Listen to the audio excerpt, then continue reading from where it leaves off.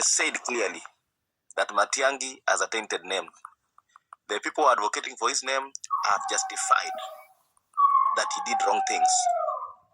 And the funny part of it is someone is supporting somebody who did wrong thing in the name that he was instructed. That is extremely wrong, and I'm just differing with your ideology, but all the same, I respect your opinion. Let us be objective. They said Matiang'I is related to the Ruaraka land. They said Matiang'I did not appear in parliament as stipulated in the constitution as per the timelines, with the explanation that he was busy. That is disrespecting that national house. The same Matiang'I was summoned by the court or our court, and he disobeyed court orders. Now, president is the paramount position in this country.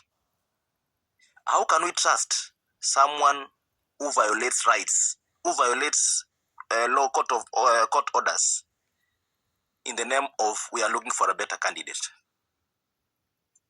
That is my question. Does it mean we don't have best candidates? And I will give you a very relevant example. Unfortunately, majority of the Kenyans are not willing to take that path of getting the right leadership.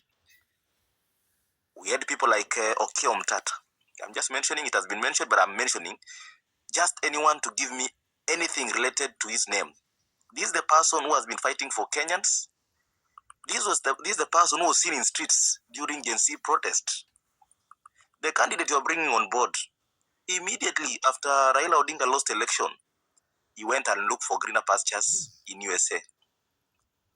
Once Uhuru Kenyatta and the team endorsed him, he came back for 1 week. Just told us that he'll be vying. He has already run away back to his country to look for he's still working. Then you want us to rely on such mindset. Yet we have good leaders. I'm really advocating for Maraga. Maraga has been a good leader. We have Okiya Omtata. He's an activist. People will tend to say that we don't want activists. We want people who are really following court orders, people abiding by the law. And it's very funny that people are saying, no problem, let's take him, but he was taking orders. Remember, that is a very awkward statement. Human rights does not allow you to do that.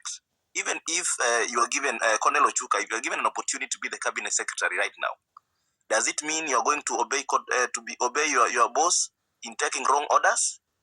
Then what leadership are you offering? So the basis of this discussion should be good governance. And when we talk of good governance, we need to interrogate every candidate. If a candidate has a tainted name, then he does not merit. Why are you voting out the president right now if those are the issues that you are going to bring on board?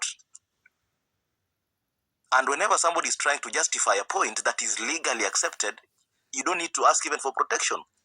Because we are concerned, we want good governance, and in this case, we want names that can be scrutinized.